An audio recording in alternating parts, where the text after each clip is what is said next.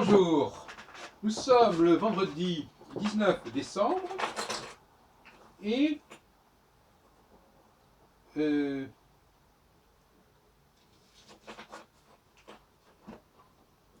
je vais vous parler du décalage qu'il y a entre le, le monde de la technologie et le monde de l'anthropologie.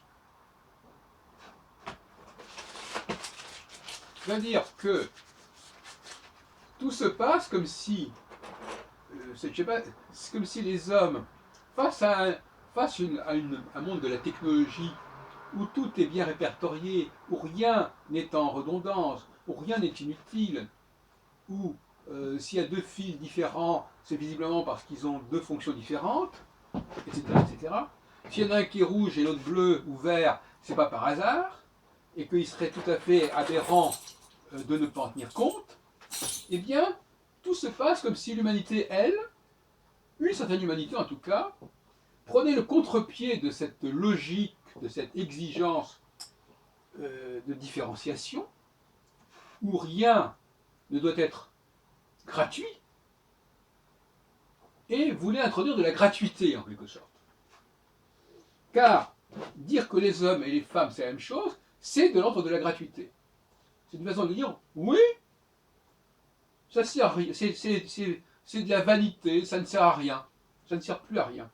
Alors on est effectivement dans une logique d'obsolescence qui, si on veut, pourrait avoir une dimension technologique, puisqu'on parle de l'obsolescence à propos d'une machine, mais là en l'occurrence c'est tout à fait inquiétant, parce que, une façon de dire, oui, les machines, elles sont bien distinctes, elles ont bien leur fonction propre, rien n'est laissé au hasard, tout fait sens, et par opposition, nous serions dans une situation, nous les humains, où toutes sortes de choses ne feraient pas sens, ou ne feraient plus sens. Donc dans un monde qui pourrait être post-technologique, en quelque sorte. On n'en est plus là. On n'en est plus à chercher à quoi sert ceci ou cela, à quoi sert tel objet qui est distinct de tel autre objet, ça n'a plus de sens. Alors moi je ne sais pas comment les enfants vivent les enfants qui vivent dans ce genre de discours fonctionnent. Hein. On leur dit voilà, vous voyez ceci, vous voyez cela, mais de toute façon tout ça c'est pareil ou même, c'est pas la peine de vous casser la tête, ça sert de la même façon.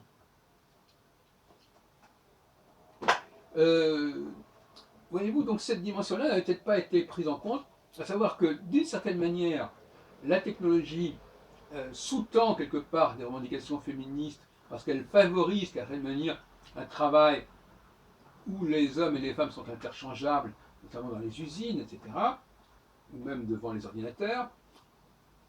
Et en même temps, quelque part, on est en train de nous dire que telle touche de l'ordinateur, c'est la même chose que telle autre touche. Que tel bouton, c'est la même chose que tel autre bouton. Ou bien de nous dire, ah oui, au niveau de la machine, au niveau de la technologie, oui, il faut faire attention, oui, ça c'est différent de ça, mais au niveau de l'être humain, ça n'est pas important. Donc on est en train de nous bâtir une sorte de dichotomie où on aurait une sorte d'humanité plus ou moins irresponsable, qui ferait un peu n'importe quoi, qui ne serait pas à prendre au sérieux, une chose en valant une autre. Et d'autre côté, un monde technologique extrêmement surmoïque, rigide, où tout serait parfaitement calibré, ordonné, etc. Voilà effectivement ce qui se passe. Et en fait, nous sommes là en face d'une sorte de réaction anti-technologique qui ne dit pas son nom, en quelque sorte. En fait, nous nous préparons à un monde qui serait dirigé par les machines. Ce seraient les machines qui décideraient qui est qui et qui fait quoi. Et nous serions définis par la machine dont nous nous servons, par les appareils qui nous appareillent. Et nous-mêmes, en tant qu'êtres humains, nous ne serions pas différenciés. Nous renoncerions à nos propres différenciations internes pour n'être plus qu'à la merci de différenciation externe. c'est-à-dire celles qui sont de l'ordre de l'avoir, celles qui sont de l'ordre de l'équipement. Et on est bien parti là. Alors là, ça va loin. On est vraiment on va vers Matrix là carrément. Hein. On glisse vers Matrix. Euh, les machines vont faire la loi. Ce sont elles qui sont autorisées qui elles respectent effectivement les signifiants, ne mélangent pas les signifiants entre eux, ne mélangent pas les choses visibles entre elles quand elles sont pas la même, quand elles ne se ressemblent pas, ne confondent pas les choses qui ne sont pas à confondre. Et nous les humains, nous ferions n'importe quoi, nous dirions n'importe quoi, rien n'aurait d'important de ce que nous disions, une chose envaderait une autre, etc. Donc finalement, voilà un petit peu comment se profile quelque part notre univers, hein, vers quoi on va si on continue dans cette direction. En revanche, si l'on prend conscience que nous sommes nous-mêmes des machines extrêmement élaborées selon une technologie bien supérieure à la nôtre actuellement, et que rien n'est laissé au hasard, et que nous avons chacun, parce que quand nous sommes différents entre l'homme et les femmes, par exemple, pour ne prendre que cet exemple-là, eh bien, ce n'est pas par hasard et ce n'est pas en vain, à ce moment-là, effectivement, il peut y avoir quelque chose qui pourra se produire.